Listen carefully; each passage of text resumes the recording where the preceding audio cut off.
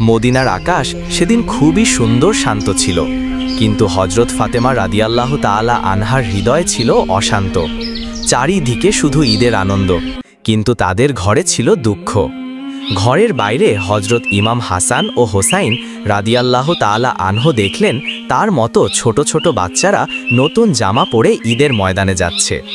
এটা দেখে হজরত হাসান রাদিয়াল্লাহু তাআলা আনহু তাদের বাড়ির দিকে আসতে লাগলেন।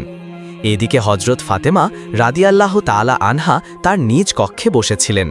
মনে মনে ভাবতে লাগলেন, আজ তো ঈদের দিন, ইমাম হাসান হোসাইনের নতুন জামা নেই, তাদের কি জবাব দেব? এই চিন্তা করে মা ফাতেমার হৃদয় যেন কেঁদে উঠল। ঠিক এমন সময় হজরত হাসান রাদিয়াল্লাহু তাআলা আনহু ঘরের মধ্যে প্রবেশ করলেন এবং বললেন, আম্মাজান, সবাই নতুন জামা পরে ঈদের ময়দানে যাচ্ছে, আমাদের নতুন জামা কোথায়? তখন হজরত ফাতেমা রাদিয়াল্লাহু তাআলা আনহা বললেন, তোমরা গোসল করে এসো, তারপরে নতুন জামা পরে ঈদের ময়দানে যাবে। হজরত হাসান ও হোসাইন রাদিয়াল্লাহু তাআলা আনহু যখন গোসল করার জন্য চলে গেলেন, ওই সময় হজরত ফাতেমা রাদিয়াল্লাহু তাআলা আনহা 2 রাকাত সালাত আদায় করলেন এবং আল্লাহর কাছে দোয়া করে বললেন, ওগো আল্লাহ, তুমি গফুরুর রহিম, রহমান রহিম, আমার কলিজার টুকরা 2 সন্তানের দুঃখ আমি সইতে পারি না।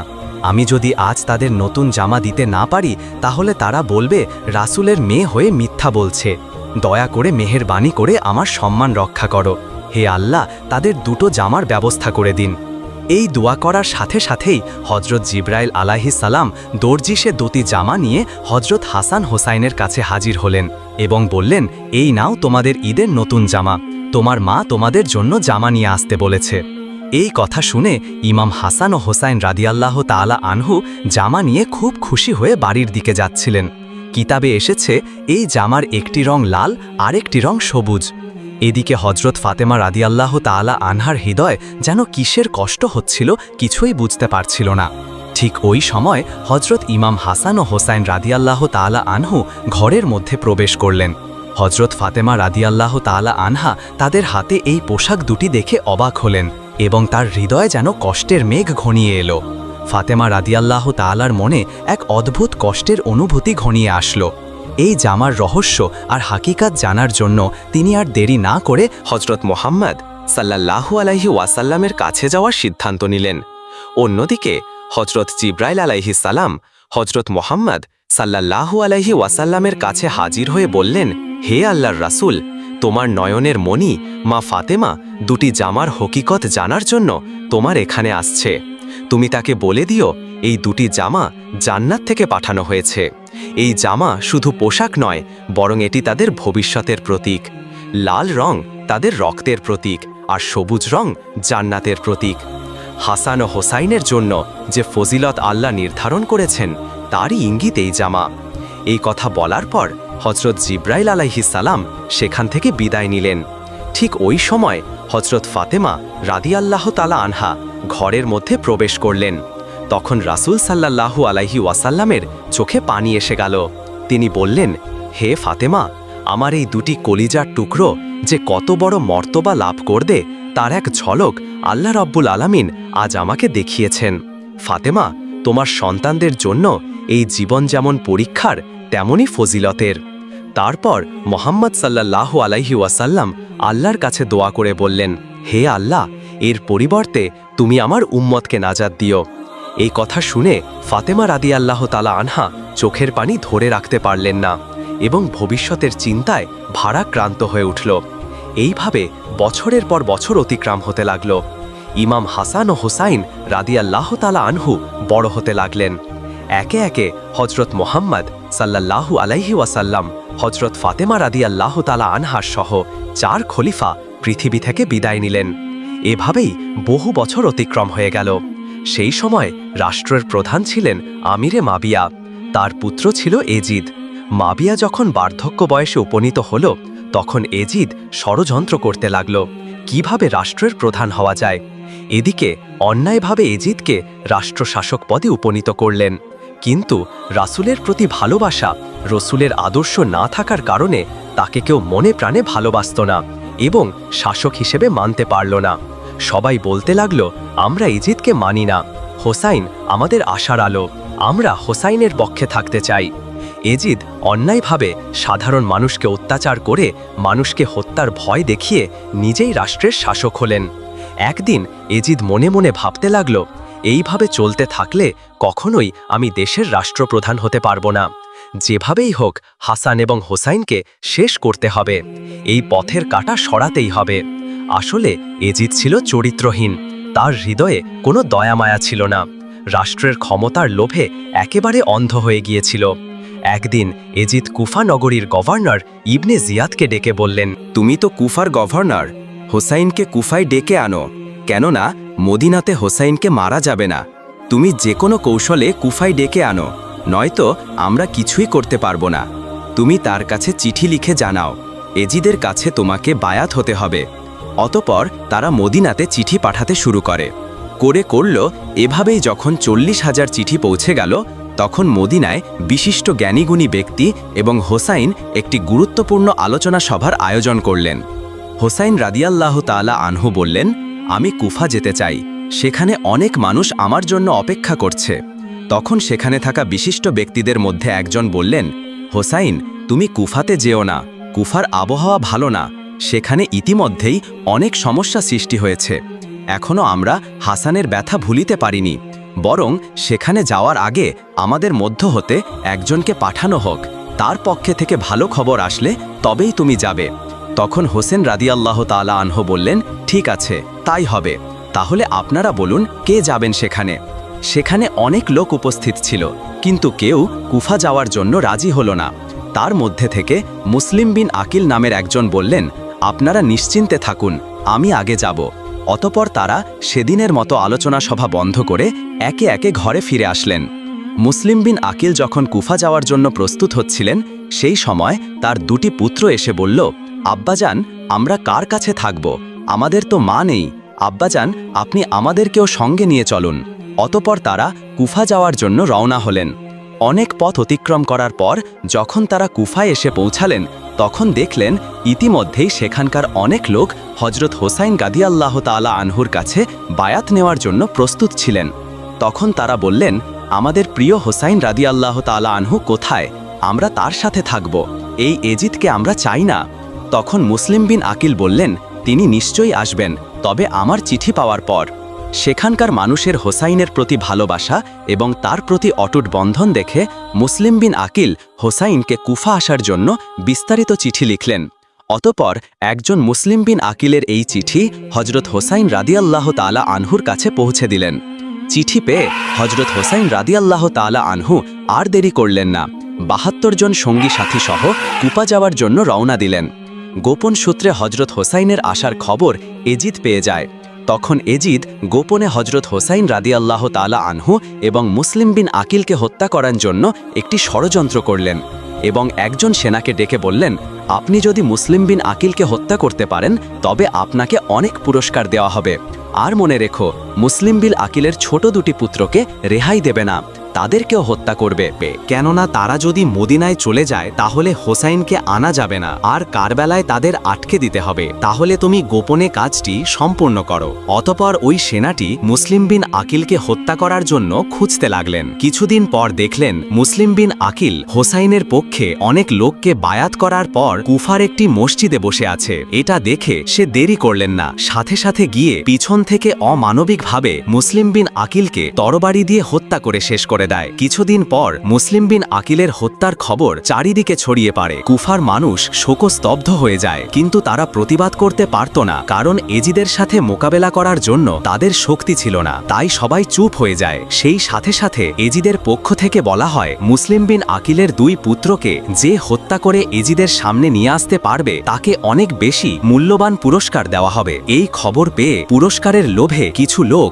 মুসলিম বিন আকিলের দুই পুত্রকে খুঁজতে লাগলেন। এদিকে মুসলিম বিন আকিলের নিষ্পাপ দুটি ছোট ছেলে এই খবর পেয়ে হত্যার ভয়ে এদিক ওদিক দৌড়াতে লাগলেন। দৌড়াতে দৌড়াতে তারা রাতের বেলা একটি খেজুর বাগানের মধ্যে এসে পৌঁছায়। ক্ষুধা এবং তৃষ্ণায় ক্লান্ত হয়ে ছোট দুটি শিশু খেজুর গাছের নিচে ঘুমিয়ে পড়ে। সকাল হতেই তারা দেখল ওই খেজুর বাগানের মধ্যে একজন মহিলা তাদের দিকে আসছে। এটা দেখে ছোট ভাই তার বড় ভাইকে বলল, ভাইজান, আমাদেরও মনে হয় হত্যা করে দেবে, এই দেখো আমাদেরকে খুঁজতে আসছে, আমরা এখন কোথায় যাব? এই কথা বলে বলে তারা অঝরে কাঁদতে লাগলেন। আসলেই এই মহিলাটা ছিল এই খেজুর বাগানের মালিকের স্ত্রী। ওই মহিলাটি এসে দেখল চাঁদের মতো ছোট্ট শিশু দুটি ভয়ে আতঙ্কে অঝরে কান্না করছে। এটা দেখে মহিলাটির হৃদয়ে মায়া জন্মালো। তাদেরকে ক্ষুধার্ত এবং তৃষ্ণার্থ দেখে চোখের কোণে অশ্রু ভরে গেল। তখন মহিলাটি বলল, তোমরা তো মদিনার সেই মুসলিম বিন আকিলের পুত্র, তোমরা আমার বাড়ি চলো। এটা শুনে ছোট ভাই বড় ভাইকে বলল, ভাইজান এবার মনে হয় আমাদেরকে হত্যা করে দেবে। এই বলে অজরে কাঁদতে লাগলো। এটা দেখে মহিলাটি বলল, তোমাদের কোনো চিন্তা নেই, আমার সাথে চলো। মহিলাটি তাদেরকে নিজের বাড়িতে আনলেন এবং একটি অন্য ঘরের মধ্যে লুকিয়ে রাখলেন। এদিকে মহিলাটির স্বামী, যার নাম হারেশ, সে পুরস্কারের লোভে এই ছোট্ট দুটি শিশুকে খুঁজতে লাগলেন। যখন তাদেরকে কোথাও পেল না, তখন সে নিজের বাড়িতে ফিরে আসলেন। তার স্ত্রী তাকে দেখে বললেন, কি ব্যাপার, আপনাকে এত উত্তেজিত এবং রাগান্বিত দেখাচ্ছেন কেন? তার স্বামী বলল, তুমি কি শোনোনি মদিনায় মুসলিম বিন আকিলের দুটি ছোট্ট ছেলেকে হত্যা করে এজিদের কাছে নিয়ে যেতে পারলে মহামূল্যবান পুরস্কার পাওয়া যাবে, সেই জন্য তাদেরকে আমি খুঁজতেছি। এই কথাটি পাশের ঘরে থাকা সেই ছোট্ট ছেলে দুটি শুনতে পেয়ে ভয়ে আতঙ্কে কান্না শুরু করলো। তখন তার স্বামী জিজ্ঞেস করল, কান্নার আওয়াজ কোথা থেকে আসছে? তার স্ত্রী বলল, এটা তো এই কুফা নগরীর বাচ্চাদের কান্নার আওয়াজ। তার স্বামী বলল, না, এটা তো কুফা নগরীর কোনো বাচ্চার কান্নার আওয়াজ না, মনে হয় আমাদের ঘর থেকে আসে। এটা বলার পর পাশের ঘরে গিয়ে দেখল ছোট্ট দুটি বাচ্চা ছেলে ঘরের মধ্যে হাউমাউ করে কাঁদছে। পিছনে পিছনে তার স্ত্রী এসে কেঁদে কেঁদে স্বামীকে বলল, দয়া করে আপনি এদেরকে ছেড়ে দিন। এজিদের পুরস্কারের লোভে এই নিষ্পাপ ছোট্ট দুটি অসহায় বাচ্চাকে হত্যা করবেন না, তার বিনিময়ে আমাকে হত্যা করুন। কিন্তু তার স্বামী কোনো কথাই শুনলেন না। ছোট্ট দুটি ছেলেকে টানতে টানতে ফোরাত নদীর ধারে নিয়ে গেল, তাদেরকে হত্যা করতে যাবে। এমন সময় ছোট্ট ভাইটি কেঁদে কেঁদে বলতে লাগল, আমরা কি অপরাধ করেছি, আমাদের ছেড়ে দিন, আমাদের মা নেই, বাবা নেই। সঙ্গে সঙ্গে বড় ভাইটি কাঁদতে কাঁদতে বলতে লাগল, ও কুফানগরীর বাতাসেরা, পাখিরা, তোমরা আমার হোসাইনকে বলে দাও তিনি যেন কুফানগরীতে ও কারবালাতে না আসে। এখানকার মানুষের ব্যবহার ভালো না, তারা নিজের স্বার্থের লোভে হত্যা করতেও দ্বিধা করে না। এই কথা বলা শেষ হতে না হতেই হারেশ নামের সেই লোকটি ছোট্ট দুটি ছেলেকে হত্যা করে তাদের মস্তক কেটে এজিদের কাছে যেতে লাগল। এদিকে হজরত হোসেন রাদিয়াল্লাহু তাআলা আনহু এবং তার ৭২ জন সঙ্গী অনেক দিন ধরে পথ চলতে চলতে তারা ক্ষুধার্ত এবং তৃষ্ণার্ত হয়ে পড়েছিল। তাদের একটু বিশ্রামের প্রয়োজন ছিল। তখন সন্ধ্যা হয়ে এসেছিল। তাই হজরত হোসেন রাদিয়াল্লাহু তাআলা আনহু বললেন, আজকে রাতের মতো এখানেই আশ্রয় নিন, কাল সকাল হলেই আমরা আবার রওনা দেব।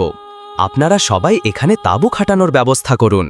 যখন হোসেন রাদিয়াল্লাহু তাআলা আনহু তাঁবু খাটানোর জন্য মাটিতে একবার কোপ দিলেন, দেখলেন সেখান দিয়ে রক্ত বার হচ্ছে। এটা দেখে হজরত হোসেন রাদিয়াল্লাহু তাআলা আনহু অন্যদের জিজ্ঞাসা করলেন, আপনারা বলতে পারবেন এই জায়গার নাম কি? তাদের মধ্য থেকে একজন বললেন, ইয়া হোসাইন, এই জায়গার নাম হলো কারবালা। এটা শুনে হজরত হোসেন রাদিয়াল্লাহু তাআলা আনহু চোখের পানি ছেড়ে বললেন, আপনারা এখানেই তাঁবু খাটান। আমার নানাজান হজরত মোহাম্মদ সাল্লাল্লাহু আলাইহি ওয়াসাল্লাম বলেছেন, তার উম্মতের নাজাতের জন্য এই কারবালায় আমি নাকি শহীদ হয়ে যাব। এদিকে গোপন সূত্রে এজিদ সমস্ত খবর পেয়ে যায়। অতপর সকাল হতে না হতেই এজিদের ৪,০০০ সৈন্য হোসেন রাদিয়াল্লাহু তাআলা আনহুর তাঁবুর চারিদিকে ঘিরে ধরেছে। কয়েকজন এজিদের সৈন্য হজরত হোসেন রাদিয়াল্লাহুর কাছে এসে বলল, হোসাইন, আর সামনে এগানো যাবে না, তুমি আমাদের সঙ্গে যুদ্ধ করো। তখন হোসেন রাদিয়াল্লাহু তাআলা আনহু বললেন, প্রিয় ভাইরা, আমি আপনাদের সাথে যুদ্ধ করতে আসিনি, আমি তো এসেছি শুধুমাত্র বন্ধুত্বের সম্পর্ক স্থাপন করতে। কিন্তু এজিদের সৈন্যেরা কিছুই বুঝলেন না। তারা বললেন, আমরা আপনার কোনো কথা শুনব না, আমাদের সাথে যুদ্ধ করো, নয়তো ফিরে যাও। তখন হোসেন রাদিয়াল্লাহু তাআলা আনহু বললেন, ভাইয়েরা, আমরা যুদ্ধে আসিনি, আমরা ন্যায় প্রতিষ্ঠার জন্য এসেছি। কিন্তু যদি এজিদের জুলুমের বিরুদ্ধে লড়াই করতে হয়, তবে মৃত্যুকেও আলিঙ্গন করতে আমরা প্রস্তুত। এই কথা বলে হজরত হোসেন রাদিয়াল্লাহু তাআলা আনহু তাঁবুর দিকে ফিরে আসলেন। এইভাবে ২-৩ দিন অতিবাহিত হয়ে গেল।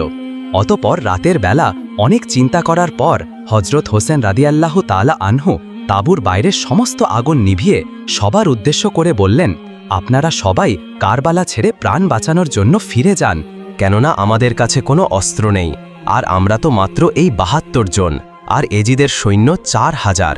অতএব তোমরা আমার কথা শুনো, তোমরা ফিরে যাও, আমি একাই এই এজিদের বিরুদ্ধে যুদ্ধ করে শহীদ হয়ে যাব, কিন্তু রসুলের আদর্শ নীতি এবং ইসলামকে কখনোই শেষ হতে দেব না। এই কথা বলার পর তাঁবুর আগুন জ্বালিয়ে পিছনে চেয়ে দেখল কেউ সেখান থেকে পালায়নি। সবাই হাউমাউ করে কাঁদছে, আর সবাই একসঙ্গে বলছে, ইয়া হোসাইন, আমরা সবাই তোমার সাথে আছি, দরকার হলে এজিদের বিরুদ্ধে যুদ্ধ করে শহীদ হয়ে যাব, তবুও তোমায় ছেড়ে যাব না। পরের দিন সকালবেলা হজরত হোসাইন রাদিয়াল্লাহ তাআলা আনহুর স্ত্রী তার কাছে এসে বলল, প্রাণের স্বামী, এই ছোট্ট 6 মাসের শিশুর গত 3 দিন ধরে খাবার পানি কিছুই খাওয়া হয়নি, খোদায় তৃষ্ণায় কাতর হয়ে পড়েছে, দয়া করে এই শিশুর জন্য একটু পানির ব্যবস্থা করুন। তখন হজরত হোসাইন রাদিয়াল্লাহ তাআলা আনহু 6 মাসের কচি শিশুকে কোলে নিয়ে একটু পানির জন্য সামনে এগোতে লাগলেন। সেখানে গিয়ে দেখলেন এজিদের সৈন্যরা ফুরাত নদীর পানি বন্ধ করে দিয়েছে।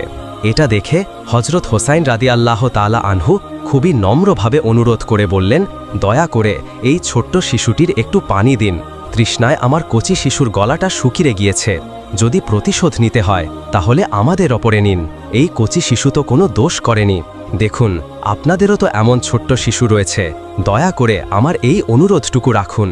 কিন্তু অসভ্য এজিদের সৈন্যদের হৃদয়ে এতটুকু মায়া তো হলই না, বরং পানির বদলে পিছন থেকে একটি বিষাক্ত তীর ছুড়ল, আর ওই তীর কোলে থাকা সেই ছোট্ট শিশু আলী আসগরের পিছন থেকে প্রবেশ করে সামনের দিকে বার হয়ে যায়। এটা দেখে হোসাইন রাদিয়াল্লাহ তাআলা আনহু চোখের পানি আর ধরে রাখতে পারলেন না, কাঁদতে কাঁদতে তাঁবুর দিকে ফিরে আসতে লাগলেন। তাঁবুর কাছে এসে তার স্ত্রীকে বললেন, এই নাও তোমার কলিজার টুকরো, নয়নের মণি, সন্তানের পানি পিপাসা জীবনের মতো তারা মিটিয়ে দিয়েছে, সে জীবনে আর কখনোই পানি পান করবে না। এটা দেখে সেখানে থাকা সমস্ত লোক চোখে পানি ধরে রাখতে পারলেন না, সবাই অঝরে কান্না করতে লাগলেন। তার স্ত্রী কচি শিশুকে কোলে নিয়ে চোখের পানি ছেড়ে দিয়ে চিৎকার করে কাঁদতে কাঁদতে আল্লাহর কাছে দোয়া করে বললেন, ওগো দয়াময় আল্লাহ, এ কেমন বিচার, যে নবীকে সৃষ্টি না করলে কিছুই সৃষ্টি হতো না, সেই নবীর উম্মতেরা পানি পায় না, এই ব্যথা আমি কিভাবে সইব। আল্লাহ। এদিকে তাদের যুবক পুত্র আলী আকবর কান্নার আওয়াজ শুনে দ্রুত তাঁবুর কাছে আসলেন এবং ছোট্ট শিশুর এই অবস্থা দেখে আর সহ্য করতে পারলেন না।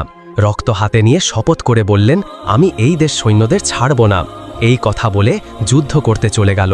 শুরু হয়ে গেল তীব্র যুদ্ধ।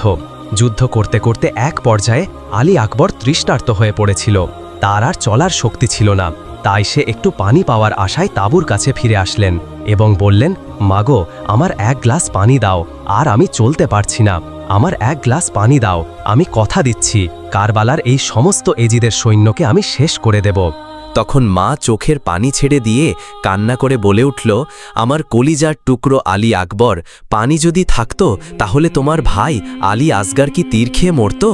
তখন আলী আকবর মায়ের পায়ের সালাম করে বললেন, মাগো, বিদায় দাও, দেখা হবে হাসরের ময়দানে। তখন সেখানে সমস্ত লোক আরও জোরে জোরে কান্না করছে, কেননা তাদের বেশিরভাগই ছিল নারী।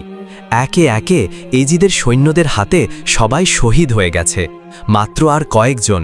কি করবে এই কথা ভেবে তারা চোখের পানি থামাতে পারলেন না। এক পর্যায়ে নিষ্ঠুর অত্যাচারী এজিদের সৈন্যরা একে একে সবাইকে শহীদ করে দিয়েছে, বাকি শুধু জয়নাল আবেদিন এবং হোসাইন রাদিয়াল্লাহু তাআলা আনহু। অতঃপর ক্ষুধার্ত তৃষ্ণার্ত ক্লান্ত জয়নাল আবেদিন বললেন, হোসাইন, তুমি যেও না, আমি যুদ্ধ করতে যাব। তখন হোসাইন রাদিয়াল্লাহু তাআলা আনহু বললেন, তুমি যদি যুদ্ধে যাও তাহলে রাসূলের বংশের বাতি কে জ্বালাবে? এই কথা বলে জয়নাল আবেদিনকে সেখানে রেখে হোসাইন রাদিয়াল্লাহু তাআলা আনহু একাই হাজার হাজার সৈন্যদের বিরুদ্ধে যুদ্ধ করার জন্য চলে গেলেন। এক পর্যায়ে হজরত হোসাইন রাদিয়াল্লাহু তাআলা আনহু যুদ্ধ করতে করতে একাই অনেক সৈন্যকে হারিয়ে দিলেন। এটা দেখে এজিদের সৈন্যদের মধ্যে একজন বলল, এভাবে যদি আমরা সবাই সামনে থেকে হোসাইনের সাথে যুদ্ধ করি তাহলে সে একাই আমাদের সবাইকে শেষ করে দেবে, তার কাছে আমরা কেউ জিততে পারবো না। আমাদের কৌশল অবলম্বন করতে হবে, তাকে সামনে থেকে নয় পিছন থেকে মারতে হবে। অতঃপর তারা কৌশল অবলম্বন করল। এদিকে হজরত হোসাইন রাদিয়াল্লাহু তাআলা আনহু যুদ্ধ করতে করতে একেবারে পানির জন্য কাতর হয়ে পড়েছিল, আর শরীরে শক্তি নেই, আর উঠতে পারছে না। তখন একটু পানির জন্য সেই ফোরাত নদী পানির কাছে গেল। পানি হাতে তুলে যেমনি খেতে যাবে এমন সময় মনে পড়ে গেল ছোট্ট শিশু আলী আসগারের কথা, তার ৭২ জন সঙ্গী সাথীর কথা। তখনই চোখের পানি ধরে রাখতে পারলেন না, অঝরেই চোখ দিয়ে জল চলে এলো আর বলতে লাগলো, ওগো আল্লাহ, আমার নানাজান হজরত মোহাম্মদ সাল্লাল্লাহু আলাইহি ওয়াসাল্লামকে সৃষ্টি না করলে এই আসমান জমিন কিছুই সৃষ্টি হতো না, আর সেই নবীর উম্মতেরা আজ পানি পায় না। এই সমস্ত কথা চিন্তা করে হজরত হোসেন রাদিয়াল্লাহু তাআলা আনহু পানি পান করলেন না, আবার যুদ্ধের জন্য প্রস্তুত নিলেন। কিন্তু তিনি তো উঠতে পারে না, গায়ে শক্তি নেই, পিপাসায় গলা শুকিয়ে গিয়েছে। তবু এজিদের সৈন্যদের কাছে হার মানতে চায় না, শেষ জীবন পর্যন্ত যুদ্ধ করতে চায়। ঘোড়ার পিঠে উঠতে যাবে কিন্তু উঠতে পারে না, পড়ে যায়। দূর থেকে এজিদ সৈন্যরা লক্ষ্য করে দেখল হোসাইন আর উঠতে পারে না। তখন পিছন থেকে লুকিয়ে লুকিয়ে অনেক এজিদ সৈন্য এসে জোর করে ধাক্কা দিয়ে মাটিতে ফেলে দিল। তখন হোসাইন রাদিয়াল্লাহু তাআলা আনহু বললেন, প্রিয় ভাইরা, আমাকে 2 রাকাত নামাজ আদায় করতে দিন, তারপর আমি আবার যুদ্ধ করব। এজিদের সৈন্যেরা তখন সুযোগ পেয়ে গেল। তারা জানত নবীর বংশের নাতি কখনোই নামাজ বাদ দেবে না, আর এই সুযোগেই তার বদলা নেবে। অতপর হজরত হোসাইন রাদিয়াল্লাহু তাআলা আনহু নামাজ পড়া শুরু করলেন, আর সমস্ত এজিদের সৈন্যেরা চারিদিক থেকে ঘিরে ধরল। হজরত হোসাইন রাদিয়াল্লাহু তাআলা আনহু যখন নামাজের মধ্যে ছিলেন, ওই অবস্থায় এজিদের সেই পশু কাফের সৈন্যেরা পিছন থেকে অনেকগুলো তীর একসাথে হজরত হোসাইন রাদিয়াল্লাহু তাআলা আনহুর দিকে ছুঁড়ে মারলেন। একসাথে 72খানা তীর পিছন দিক থেকে প্রবেশ করে সামনের দিক থেকে বার হয়ে গেল। কিন্তু হোসাইন রাদিয়াল্লাহু তাআলা আনহু নামাজ ছাড়লেন না। এই সুযোগটাকে কাজে লাগিয়ে এজিদের সৈন্যেরা পরপর আবারও তীর নিক্ষেপ করল। হজরত হোসাইন রাদিয়াল্লাহু তাআলা আনহু যখন নামাজ শেষ করলেন, ততক্ষণে অনেকগুলো তীরের আঘাতে শরীর ঝাঁঝরা করে দিয়েছে। হজরত হোসাইন রাদিয়াল্লাহু তাআলা আনহু আর উঠতে পারলেন না। একেবারে শেষে চোখের পানি ছেড়ে দিয়ে অজরে কান্না করে বললেন, ওগো পৃথিবী, দেখো, ন্যায়ের প্রতিষ্ঠার জন্য আমার পরিবার শহীদ হয়েছে, কিন্তু ইসলামকে মুছে ফেলা যাবে না। এই কথা বলতে বলতে কারবালার প্রান্তে রক্তমাখা শরীর নিয়ে লুটিয়ে পড়লেন। আর এভাবেই হজরত হোসাইন রাদিয়াল্লাহু তাআলা আনহু শেষ নবী হজরত মোহাম্মদ সাল্লাল্লাহু আলাইহি ওয়াসাল্লামের উম্মতের নাজাতের জন্য নিজের জীবনকে উৎসর্গ করে দিয়ে কারবালার প্রান্তে শহীদ হয়ে গেলেন। প্রিয় বন্ধুরা, কারবালার প্রান্তে শহীদ হবার ঘটনা শুধু একটি যুদ্ধ নয়, এটি একটি ন্যায় ও অন্যায়ের চিরন্তন লড়াই। হোসাইন ও তার সঙ্গীদের আত্মত্যাগ মানব ইতিহাসের এক অন্যান্য দৃষ্টান্ত হয়ে থাকবে। আমরা সকলেই যেন প্রিয় রসুলের পরিবারের মতো আদর্শ গড়ে তুলতে পারি। মহান আল্লাহ তাআলা আমাদের সবাইকে এই তৌফিক দান করুক। আমরা সবাই বলি আমিন।